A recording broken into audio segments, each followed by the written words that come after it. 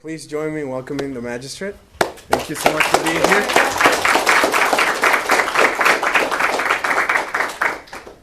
So hello, it is an honor for me to be here at Stanford Law School. I would like to thank Professor Zambrano for the invitation and of course Dean Jenny Martinez for hosting me at this wonderful law school. And all of you to thank you for taking the time to listen to my presentation and you're interested in learning about the Colombian Constitutional Court. I don't usually read, but my English is so I would do so in order to have this conversation. I will start my presentation with a quote. Today on the radio, I heard the news that I was being appointed as a judge on the newly created Constitutional Court.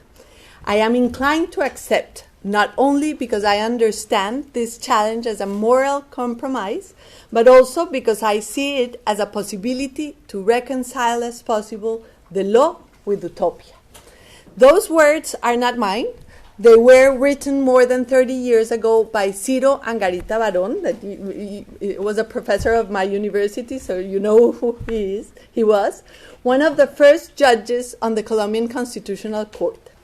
I bring these words to you today because I think Judge Angarita's pledge condensed in a very powerful and meaningful way the promise enshrined by our 1991 Constitution, but also the perils of the constitutional justice in my country. In these few minutes, I would like to share with you my thoughts on those promises and perils from what I think is a very particular standpoint. I am the first tenure law professor appointed at the Constitutional Court and only the 7th woman to become a justice. So, in this talk, I will want to tell you a little bit about the trajectory of the Constitutional Court that has been regarded, for better or for worse, as one of the most active and progressive courts in the region, and even some people say in the world. In fact, it is a good time to talk about this court because last year it commemorated its 30th anniversary, and as in any anniversary, the balance on its role are in order.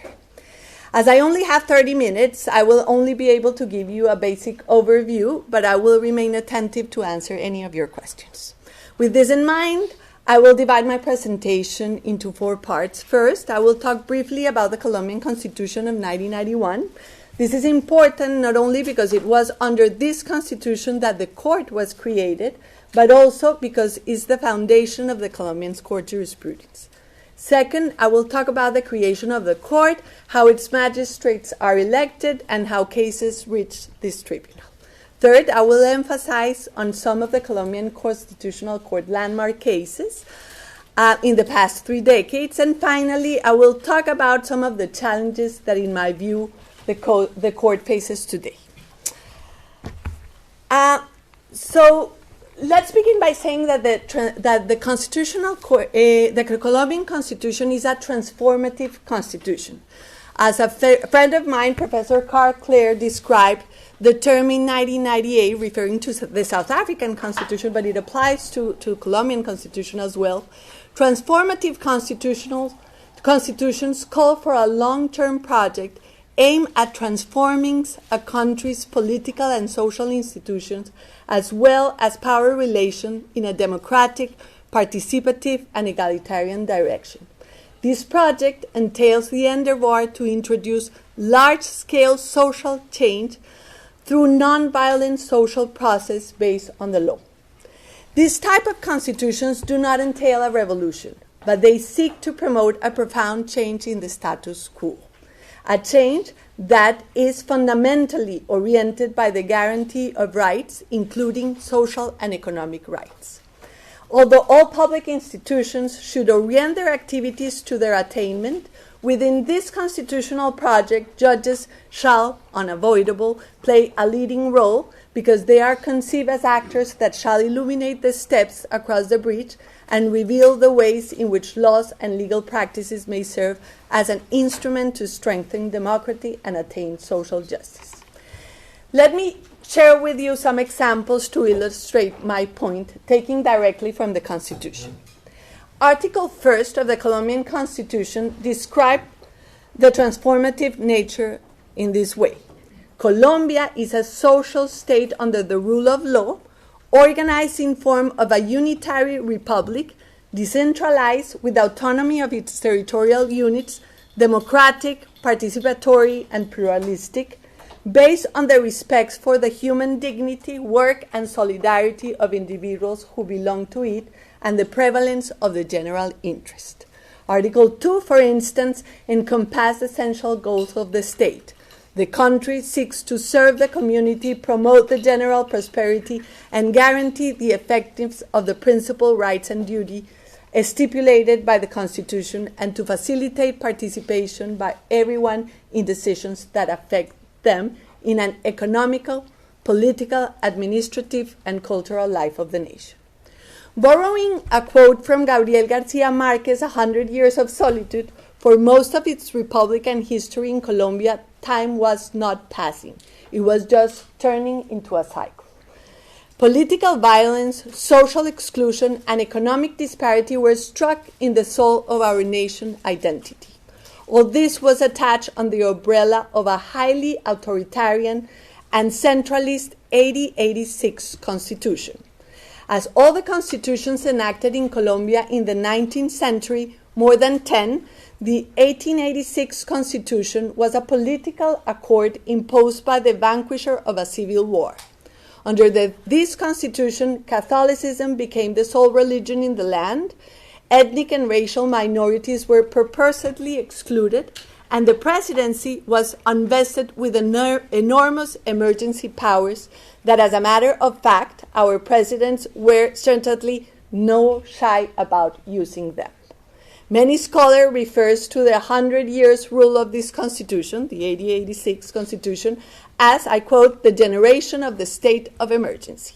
But the cycle finally broke with the enactment of the 1991 constitution.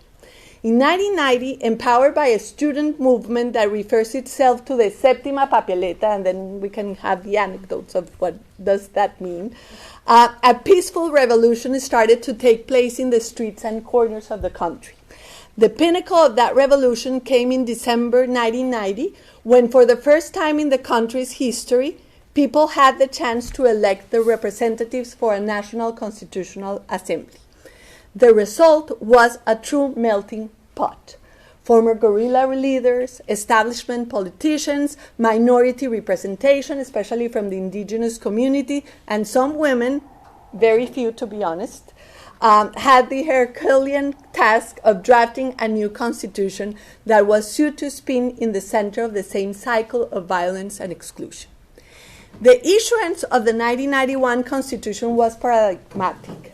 This constitution was issued at a time of extreme violence and institutional crisis in Colombia. Political patronage, corruption scandal, the long-standing armed conflict, and frequent terrorist attacks of the drug cartels were among the perversive features of the time. Just to give you an idea of the turbulent times of the country, in the 3 years prior to the enactment of the Constitution of 1991, 19 car bombs exploded, leaving more than 300 victims, and 4 presidential candidates were assassinated in 3 years. Day after day, seemingly endless series of judges, journalists, human rights defenders, and ordinary citizens were killed. Yet, the paradox of the moment, and let's say the highlight of the moment, was that the country did not respond to this onslaught of violence with more violence, but rather with the enactment of an ambitious constitution aimed at transforming institutions, deepening democracy, and the respect of human rights. As a prior justice of the Colombian Constitutional Court rightly expressed, the Constitution of 1991 was seen as a non-violent endeavor toward peace, equality, and participation for all. Among some of the changes of this constitution were the affirmation of the country as a social secular state under the rule of law, the adoption of mechanisms for direct citizen participation, the limits on presidential powers, including on the enactment of the state of emergencies, that, as I mentioned, it was very perversive under the past constitution, and most importantly, the Constitution of 1991 adopted an ambitious Bill of Rights that include not only first generation of rights, but also social and economic rights and collective rights. We are now having a lot of cases about, for example, the environment, which are really interesting. The Constitution also mandates to consider international treaties when interpreting fundamental rights. The importance of the character of rights in this Constitution, of the Charter of Rights in this Constitution, led to another reform, the strengthening of the role of the judiciary. In this respect, among other changes, was the creation of a constitutional court and the adoption of a new mechanisms for the enforcement of rights. The Constitution of 1991 entrusted the Constitutional Court with the responsibility of interpreting and preserving the integrity of this new progressive, new constitution.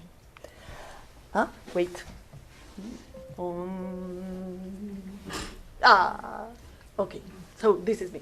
This is a very important picture, because for 3 months we were majority of women at the court. So this is just only 3 months, but okay. So this huge responsibility is entrusted to 9 judges appointed to serve an 8-year term. They are elected by the Senate from a list of 3 candidates submitted by the President, the Supreme Court, and the Council of State. This way of designating the justices was intended to increase the court's representative and strengthen its legitimacy. I could tell you later on about my nomination process. I was nominated 3 times, so I really know what the insides of the thing. But because my election was, and my election was an exception to the rule. Since then, I have been on the record saying that the nomination process should be reformed, so we can talk about this. Yet I will have to admit that despite its problem, the system has been successful in creating what I would call an imperfect diversity. But then we'll talk about that. Let's continue. Something important about the Constitution is to note that the establishment of a constitutional system of judicial review in Colombia was not new in the Colombian system. It was not created by the Constitution of 1991. Basically, under the Constitution of 1886, the Supreme Court, not the Constitutional Court, but another high court, the Supreme Court, was entrusted with the power to strike down the national laws that were found to be contrary to the Constitution via a public action called constitutional public action. This action, and actually we were the first in the world, was adopted in Colombia in 1910 and allowed any citizen to file in defense of the public interest an unconstitutionality lawsuit against any national law. But even if we had we had in place a system of judicial review for many decades, as former Justice Manuel José Cepeda rightly explained, the Constitution of 1991 introduced real innovations. First, it created, as I mentioned, a specialized tribunal, the Constitutional Court, at the head of a new constitutional jurisdiction to which all Colombian judges belong. Second, along with the constitutional public action adopted in 1910, the Constitution of 1991 created another public action that allowed constitutional judges to exercise judicial review to concrete situations. This public action is called tutela action, which is a writ for the protection of fundamental rights. Tutela has been revolutionary in Colombia. This public action enables any person whose fundamental rights are being threatened or things are being threatened or violated to request that any judge protect that person's fundamental rights. It is an informal public action, meaning that citizens do not need an attorney and judges have a strict deadline of 10 days to reach a decision. Every single tutela judgment, and then I will show you some numbers, arrives at the Colombian Constitutional Court, and the court selects some of those cases to review. A third change introduced by the Constitution of 1991 concerning judicial review was an extension of the ex officio review to new types of norms. Under the Constitution of 1886, this review procedure was restricted to decrees issued under state of emergency. Today, in addition to those decrees, the Constitutional Court must carry out an automatic review of all laws that approve international treaties, referendums, and other democratic participation mechanisms. With this context in mind, let me give you some examples of landmark cases, decisions made by the Constitutional Court in the past 3 decades that will illustrate why its reputation as a progressive court. So this was the first court. As you see, all men. Women arrive very late in the process. But in this first, I will divide the landmark cases in 3 decades. But in this first decade, I will give you more examples. This first decade will run from 1992 to 2002. And in this decade, we saw a docket of cases with truly transformative approach regarding the conception of public liberties, the protection of social and economic rights, and the reaches of newly enacted Bill of Rights. These were the foundational years, and they were very interested because really the court departed from the way judges were approaching cases and rights at the time. So these foundational years were critical and basically very surprising for a country like Colombia. So, for example, in 1993, the court issued a ruling on the constitutionality of the Concordat, an international bilateral agreement between Colombia and the Vatican that had been ratified in 1974. The Concordat established the legal framework of the Catholic Church's activities in Colombia and granted the Church certain privileges and exemptions, such as recognize it as a fundamental part of the national identity or giving the Church shared administrative powers for the promotion of human and social conditions for the country's indigenous communities. In its ruling, which was really surprising at the time, the court held that several provisions of the Concordat were unconstitutional because they violated the principle of religious freedom and the separation of the church and the state.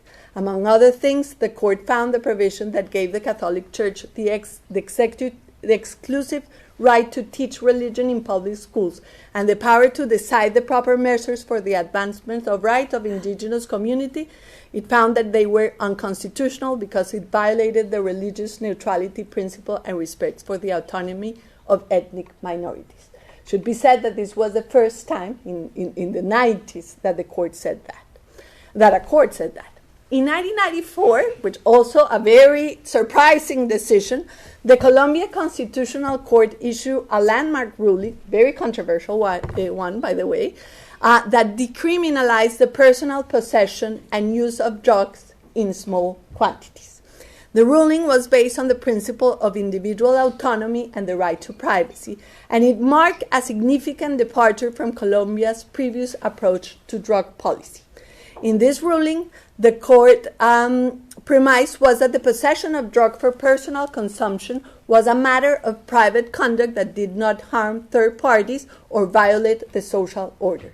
The court held that the state's interest in preventing drug use did not justify criminalizing personal drug use, as this would interfere with the individual's right to make decisions about his or her own body. The court also emphasized the importance of drug addiction as a public health issue and called on the government to develop policies that emphasize prevention, treatment, and harm reduction. This is in the 90s. It was a huge deal in Colombia. Third, in 1997, the Colombian Constitutional Court issued another groundbreaking ruling, also very controversial, that decriminalized euthanasia, right to die, under certain circumstances. The ruling was based on the principles of human dignity, autonomy, and the right to dignified death.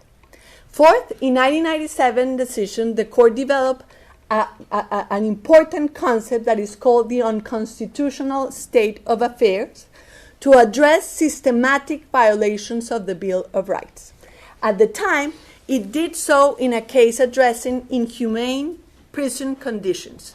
The court gave a series of orders to various authorities directing to prepare a plan for prison reconstruction and renovation, to construct new prisons, and to take the necessary measures to guarantee fundamental rights of inmates in prisons in the country. The declaration of unconstitutional state of affair, which is a really, really important concept in the Colombian jurisprudence, was and still is aimed to provide structural solutions to a similar structural problem, given the impracticality of compelling each litigant to petition the court individually. So this concept has had enormous impacts in many areas of public policy, such as the right to health, the protection of the rights of imprisoned persons, and the protection of rights of the internally displaced population in Colombia. Fifth, and its first decade of the court cemented the concept of bloque de constitucionalidad, or constitutionality block, to refer to the cluster of international human rights treaties ratified by Colombian that, although not explicitly included in the text of the Constitution, were deemed by the court to be organically part of it. So our Constitution is not only the text of the Constitution, but human rights international treaties. Again, my technology is total. The second decade of the court, that goes between 2003 to 2013, saw a radical expansion of structural remedies, the rise in the protection of sexual and reproductive rights, the recognition of same-sex marriage, and active defense of the check and balance system in our democracy. Let me give you, again, 3 examples. First, in 2004, the Constitutional Court addressed in a landmark ruling the situation of the internally displaced population. In my view, this is the most important case of the court. It's fun to my heart. This has been a historical and tragic effect of the long-term civil conflict in Colombia that for many years was not properly addressed by the authorities. In decision T-025-2004, the court declared an unconstitutional state of affair, affirming that the Colombian state had a duty to protect fundamental rights of all its citizens, including those affected by the armed conflict. It declared that the state's failure to provide adequate protection and assistance to victims of the conflict amounted to a grave violation of their constitutional rights. In doing so, the court ordered the Colombian government to take a series of measures to protect the rights of victims, including the establishment of a comprehensive plan for the protection of the displaced. It also, and this is also a big thing in this case, ordered the creation of an ambitious system to monitor the implementation of the plan and the appointment of the independent expert to oversee its execution. We can discuss about the monitor phase of this case because it's been 20 years, so good and not that good. 20 years is too much. In 2008, after the court saw how thousands of tutela were filed over the access to the right to health, it enacted a very ambitious case on this right, mandating the government and the legislature to correct structural failures in the health system. This case brought about the enactment of an important health law that ameliorated, although did not entirely eliminate or correct, the problem of health litigation in the country. Just so you know, Colombia has the highest rate on health litigation in the world. So we are many, many things in the world, good or bad. So second, in 2006, the court issued another landmark decision, this time in the field of sexual and reproductive rights. In that year, the court decriminalized abortion in 3 circumstances: when the pregnancy poses a threat to the life or physical or mental health of the woman, when the fetus has a serious malformation incompatible with life, or when the pregnancy is the result of rape, incest, or forced insemination. The court recognized that the right to life, health, and autonomy of women must be protected, and that criminalized abortion violates these fundamental rights in these 3 instances. Third, in 2010, the court had one of the most contentious and consequential debates. In the pinnacle of its popularity, former President Álvaro Uribe Vélez promoted a referendum to modify the constitution to allow him to present himself in the presidential election of that year.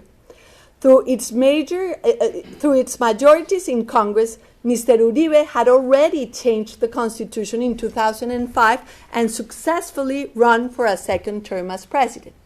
This new referendum would allow him to present again for a third straight presidential election, one that he would probably have won comfortably.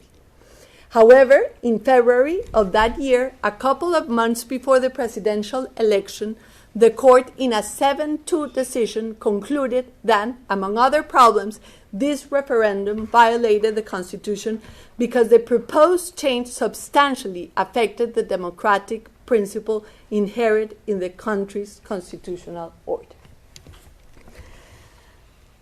Again,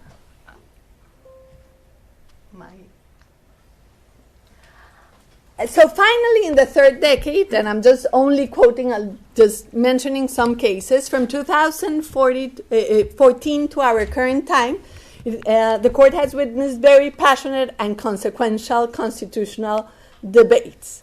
First, for example, in 2016, the court upheld the validity of same-sex marriage when it decided in one case several tutelas filed by same-sex couples that had to confront bureaucracy and administrative barriers to marry.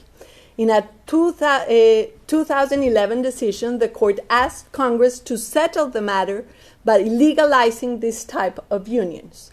However, Congress inaction led the court to rule that LGBTQ citizens were being discriminated based on their sexual orientation, which constituted a grave breach on the Equality Clause of the Constitution.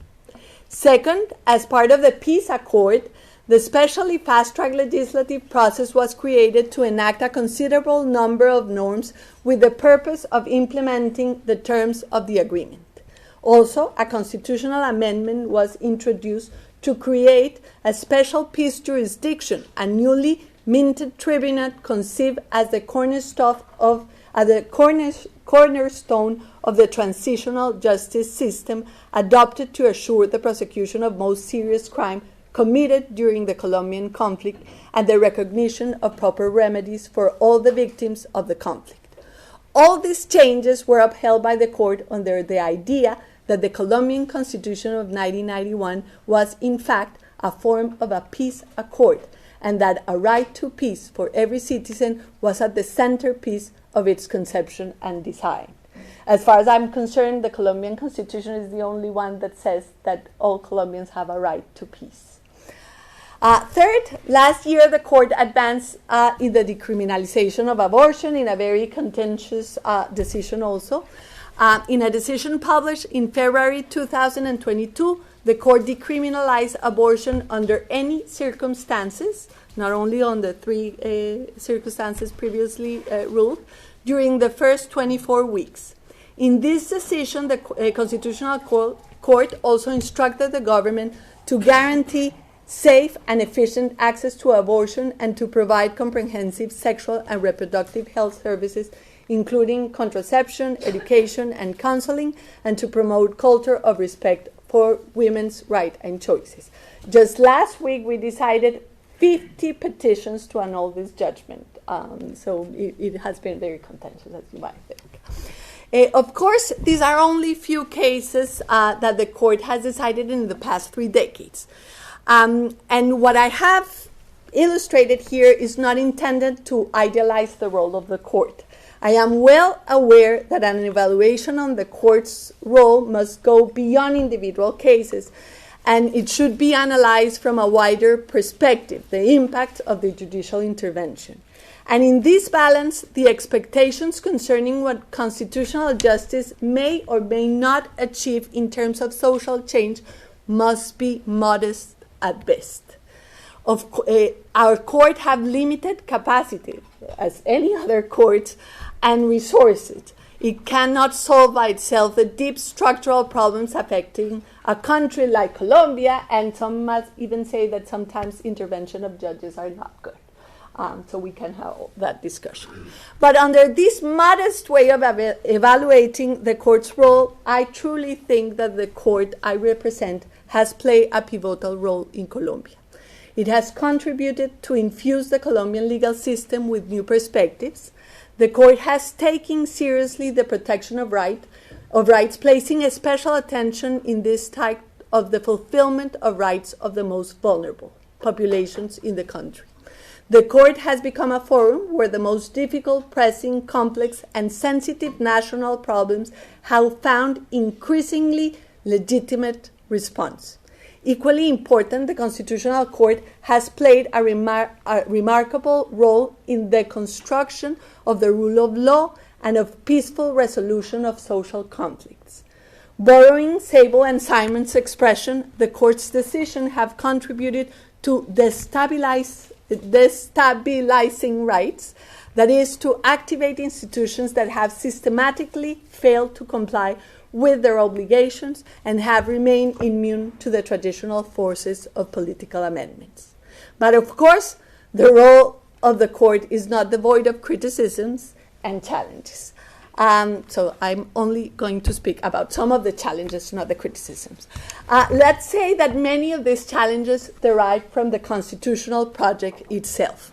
We have a transformative constitution committed to guarantee a robust democracy, fundamental rights, and welfare for all. Nonetheless, these constitutions appear in those countries facing what de Sousa Santos has called the social state paradox. Developing countries that adopt constitutions committed to the materialization of democracy and social justice through the law are invariably those that have the largest inequality gaps and fewer resources to abide by these promises. Again, technical problems, because these are important. These are the ones that I want to show you. As previously mentioned, since the court decides different types of cases, including constitutional public actions and tutela actions, it is not surprising that the courts adopt thousands, and I mean thousands, of decisions in very different areas.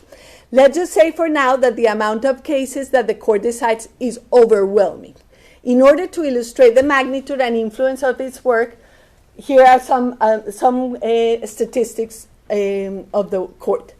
As you can see in this slide, from 1992 to February 22, so these are very recent, the court has received 9,161,832 tutelas. 9 million tutelas have arrived to the court. From all the judges in the country. So we should say that we have to revise all the 9 million. We don't decide the 9 million, but we have to read them all and decide which cases to address. But 9 million, this is ridiculous. From this number, the court issued 20,465 tutela rulings since its opening in March 1992. Regarding, so these are tutela actions. As you see, they have increased. So tutela has become very popular in the country. This is, of course, COVID. But now we are still in the same number. So this is distribution of tutela by rights claim between January 2019. So access to information, so petition is the highest, but they relate to health cases and pension cases. So basically, I think the big dog is still socioeconomic right cases, which is really surprising because the access to information concern also health and pensions. Due process, and we can discuss this because we have a particular figure which is very problematic and this is the one that clashes among judges, it's called tutela contra sentencias, that you can put a tutela against a judgment of a high court even. And now they are becoming very high in the tutela actions. They are never granted. They're like the possibility to be granted is very, very few, but lawyers are now making a big deal saying that you can have a chance at this, and you can see. Well, so these are figures that are interested. And first generation of rights are not the main tutela actions. And even if the tutela was conceived at the beginning only to address first generation of rights. We can discuss that later. And so this is characterization of plaintiffs between January 2000 and 2000. So people go to the tutela without an attorney, so you can see most of the tutela still people that goes, and we have men, women, and corporations still very little. So it's still a very easy access action, which I really like. And see, these are the cases concerning constitutional public action. As I mentioned, every citizen can go and challenge a law in front of the Constitutional Court, and it's still a lot. So regarding the public constitutional claim, the court in the same period has received 15,106 claims, from which it has produced 7,093 decisions, which is 7,000 decisions of constitutionality in 30 years is a lot. So a specific challenge that is particularly relevant to Colombian Constitutional Court is that of managing that overwhelming number of cases. The volume of tutela actions and constitutional public actions daily submitted to the court does not allow it to pause in order to issue better, well-thought decisions.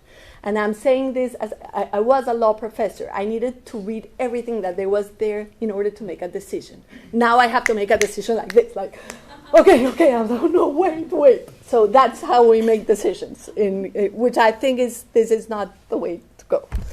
Another major challenge is that of assuring compliance with its ruling. In fact, there is a version whose empirical support is unknown, claiming that the authorities do not comply with many of the court's rulings. Personally, I share the court's concern around decisions' non-compliance, but I believe several precisions are necessary regarding present debates on the issue, and this is something that we can also discuss. I don't have time to discuss this matter in this presentation, but I share some of my thoughts in later conversations. Finally, I believe a major challenge for the court that is not unique to Colombia is an increased distrust on public institutions. Even if the court still has a lot of credibility in Colombia, at least in recent polls, the percentage of the positive image of the court has decreased. This is especially problematic at a time when many structural reforms are being proposed, and if approved, most certainly they will be challenged and addressed by the Constitutional Court. So I will finish here, as I don't want to overwhelm you with so much information, but I just hope that these brief remarks will tell you something of our efforts to use, again, Justice Angarita's expression, to reconcile law with utopia in a very, very difficult country. And thank you. And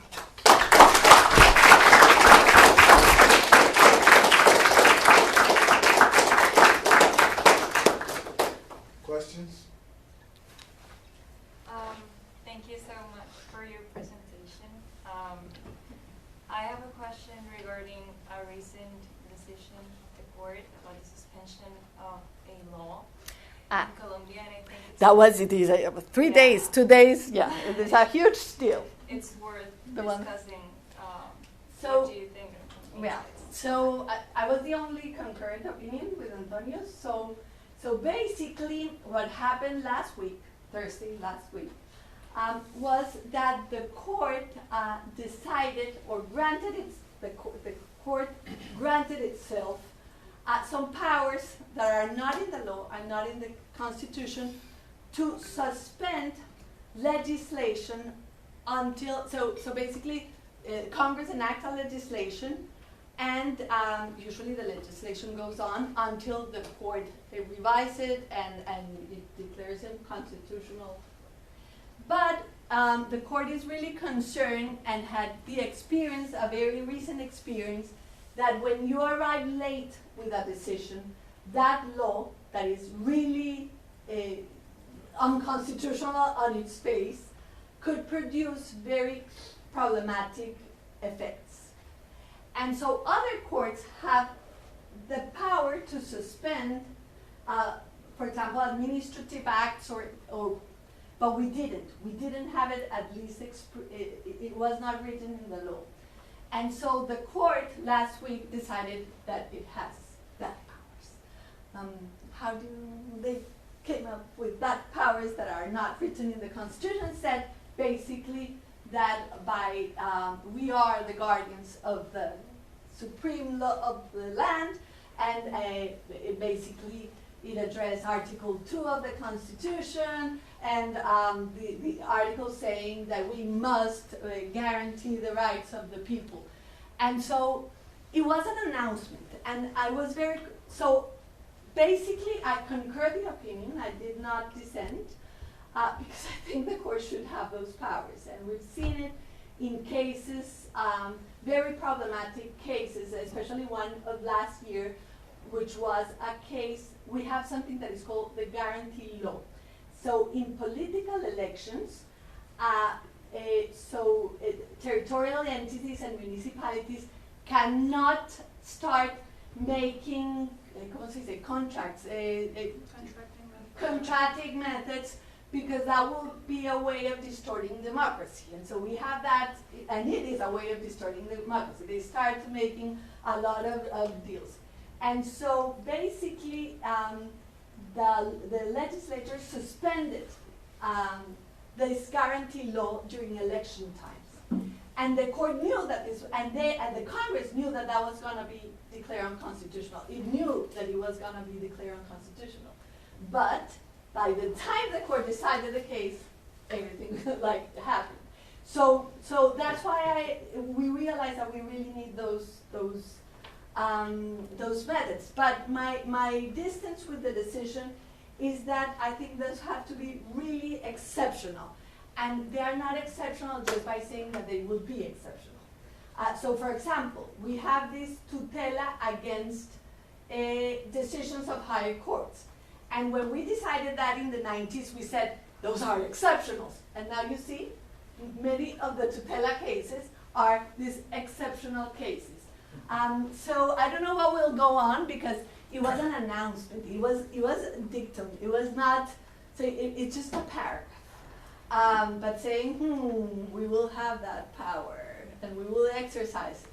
I don't know how we will exercise it. We really have to develop that doctrine, but it is a sensitive issue at the moment. To me, saying that something is unconstitutional on its face but don't have a ruling, it's very odd, because you're already making.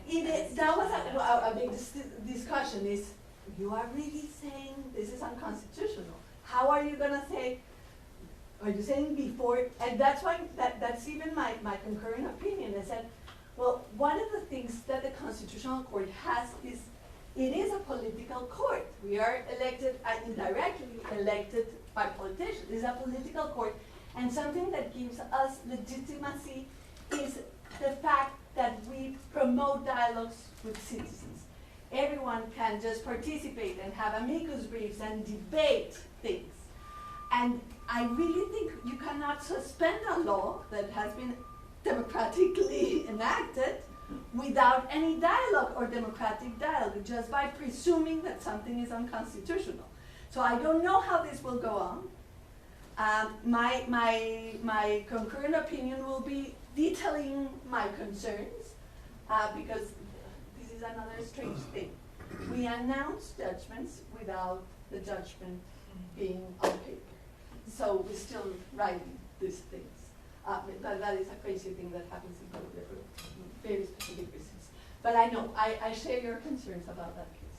Yeah. We'll see that We goes. should take more questions. Yeah. Hi, I'm a law professor in Brazil, and I read Constitutional Colombian Court always with great interest.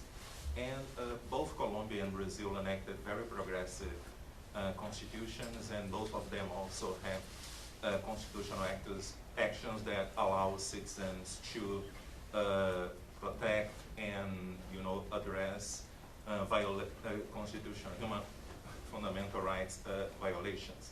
But there is one striking difference between these two courts. So the Brazilian courts always rejected judicial review of race discrimination cases. But this situation changed over the years, and now the Brazilian Supreme Court recognized that Brazil is a structurally racist society, rejected all this discourse of Brazil as racial democracy and everything. But as far as I know, the Constitutional Colombian Court has remained largely silent about this question of race discrimination in the country. Is it because Afro-Colombians are not politically mobilized, No. or what? It's an interesting question, which I never realized. So we have talked about ethnic minorities and really protected ethnic minorities, but as a matter of fact, most of our jurisprudence concern indigenous communities. And this has also to do with the Constitutional Assembly. In the Constitutional Assembly, indigenous groups were really powerful, and they had representatives in indigenous in the assembly, not the Afro-Colombians. And so if you see the Constitution, you will see a lot of provisions addressing ethnic minorities, but many addressing indigenous groups. But that does not mean that we haven't had a very progressive jurisprudence concerning Afro-Colombians. So I will just give you an example. So I'm very fond of the displacement case, because in Colombia, more than 6 million people are in forced displacement. And we have, but when you see the figures, who are the people that are mostly in forced displacement? Are Afro-Colombians. So in those cases, we have protected Afro-Colombians communities. Also, there has been a lot of cases regarding territorial decisions of autonomy of Afro-Colombian communities and the relation with the territory, and there has been a lot. But I think you're right, and I have a lot of Colombians here that can just, there are too many cases. But you're right, I don't think we have spoken really strongly about racism in the country. And I cannot think just about a case that says, yeah, there's a lot of racism. So I think you're right in that we have not addressed as explicitly. I think. I don't know if you agree with me. No? I agree. Yeah? You agree? You agree? Okay. And so I think it's right, and really you make me think about the issue. But there has been a lot of judgments protecting Afro-descendant communities in the country. More questions? Yeah. I had a question about monitoring Yes. constitutional cases. I think that was one thing we talked about in our class, is sort of once you've issued a decision recognizing social and economic rights, what is the court's role afterwards in monitoring the enforcement of that decision? And you mentioned one in your presentation, Yes. so I'd just be curious to hear a little bit more about. So that's my field of study, the monitoring Yeah. thing. And I don't know if you have read the academic literature. It's very few cases, but they're kind of promoting that Colombia has a way of, basically they're promoting an idea that if you strongly monitor in cases, you will have success in implementation. That idea is really problematic for one reason. So we have had cases in which the court has strongly monitoring the cases. One is the displacement case.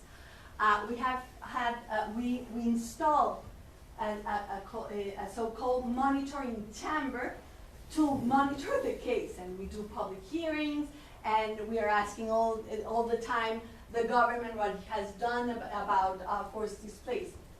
But the problem, and we have also a monitoring chamber in a very big case on health. What is the problem? And we are discussing this nowadays at the court. The problem is that the court doesn't have enough resources and enough personnel to conduct a big monitoring phase, as for example in the displacement case, it's been 20 years. 20 years monitoring that case. And we have a lot of work, as you can see. And so we are discussing at the time this really worked well, honestly, because the displacement case really produced some effects. Before the case, nobody knew that we were the first or the second country, with more people in forced displacement in the world. So 6 million people in the forced displacement in Colombia, you didn't know. So actually, this monitoring case really play a very good role. But the problem is that we don't have the capacity to really monitor in those cases. So we're discussing now this phase of monitoring, what are we gonna do? So my take on this is that we really need to ask the Ombudsman Office and the Attorney General that has a lot of personnel to help us with the monitoring of these cases. So far, the court has delegated the monitor of some minor cases, not the big ones, into the ¿cómo se dice? Juez de primera instancia, into the Trial court judge? into the trial court judge, which is absurd. The trial court judge doesn't have resources, don't know what monitoring means, it has not time to conduct public hearings. So basically when it says the trial judge should monitor the cases, it's saying nothing because the trial judge cannot monitor the cases. So I think this is a really, really strong topic, a very important one. When you read the discussions of the academic literature about monitoring, take it with some concern because it really presented as a huge thing, but it had a lot of difficulties. Wow. A claim of rights is more often than not also a claim on resources, and I'm thinking of things like the healthcare decision Yes. that you mentioned. When the court issues a decision like that, what effect does it anticipate that this will have on, for example, national budgets? Okay, so the health case is a very interesting one because it also helped the court to realize how to act. So in Colombia, and I think in many countries of the global south, the question is not whether judges could intervene or should intervene in issues of social policy. That is not our question. The question is how they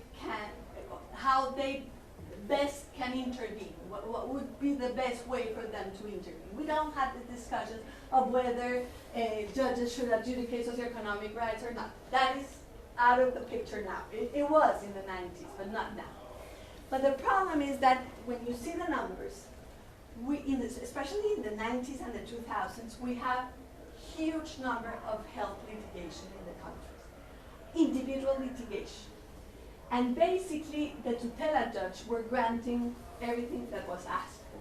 So, and there was a distortion about the health system. But if you have a problem with the health system, basically the health system would say, I will not give you your treatment or the medicine you need, go and put a tutela. Go to the judge and tutela. So it ended up being a very perversive, and so the tutela judge will grant those things. That was very problematic because when you grant things and medicines and in individual basis, well, definitely you're disturbing a public policy. It is not any public policy, non-public policy can be sustainable if you have one judge saying yes, yes, and it granted many things that really the system could not afford. For example, I don't know, there was a very tragic decision. A girl, a kid that needed a treatment in the United States. So the judge says, right to life, go the treatment in the United States. But that amount of money really impacts the budget of the system. So that was not sustainable, and we had such a big discussion in the late 2000s, at the beginning of the 2000s about this. It is impossible, it's impossible. So the court responded, I think in a good way, by issuing a judgment that is very well known, it's T-760, and it was a structural decision. And basically what the court did was to accumulate individual tutelas to show or to illustrate the structural problems that the public policy on health was having. And saying the government, I will not tell you how to address those issues. You're the one who has to do it, but you have to do it. So it's basically the discussion that we have, and we've been using in structural cases, is to use soft remedies. Soft remedies is, okay, I'll illustrate the problems, you come up with a solution, but then you report to me, and then I'm monitoring whether you're solving those problems. That decision was very interesting, and it really came after that decision. the Congress enacted a law, and a statutory law, correcting some of the problems. I would say some, not all. Now we are at this moment having a big discussion about health reform in the country, a very sensitive issue. But that's the way the court tried to address those issues, by trying to do it in a structural way with self-remedies. Not always. There are some cases in which the court uses strong remedies, and but in this type of cases, it was.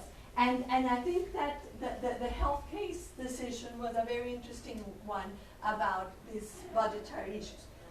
That even, it was such a big issue in the 2000s that even Congress enacted a constitutional reform, including in the Constitution of 1991, a clause that says that every authority, including the court, should be sensitive to budgetary constraints. That is called the sostenibilidad fiscal, fiscal sustainability. Final question here. My question is going to your discussion of challenges, and specifically this idea of there being too many cases that you're having to decide. It seems like one of the reasons that the court does have such legitimacy, though, is because there's such widespread access to justice, and individuals feel that they can get to courts. So I guess, how do you try to reconcile those two ideas about wanting to make sure that people feel that they have access to justice, but also keeping a more manageable workload? Does it look like more resources for courts? No, it's that, what is happening. Because I don't know how to answer your question, but I know how the court is doing it, which I don't agree. The way that the court is doing it is by basically making very strict procedural requirements, informally, because they are not in the law. So now the court says that in order, for example, to accept, to review a public action, a constitutional public action, your claim has to be pertinent. It has some criteria which are really absurd. Criteria, it has to be sufficient, pertinent, and other things that are in my way are absolutely, I would say, not objective, very subjective. And that's the way the court is doing it. I could show you some, I have a lot of data, but I couldn't have the time. With the policy lab. Yeah, with the policy. I will show you that the court has, how do you say inhibitorio? Well, that the court has refused to hear cases. Inhibitory. Yeah, it's called inhibitory, saying, oh, your claim, it has not been formulated in a very good way, and this has increased, like, dramatically. And this is the way that the court is really trying to control its docket.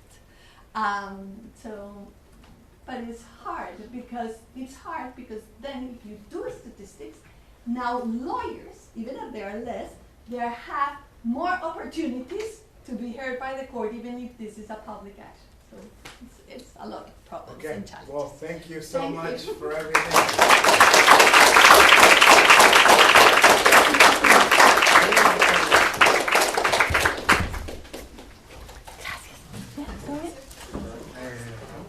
¿Está bien? Súper interesante, engaging, y me gustó la presentación porque habla de los casos importantes que los estudiantes deberían saber. Buenísimo. Gracias. Se nota que usted es profesora. Gracias. Sí, o sea, thank you for your question. I really, you make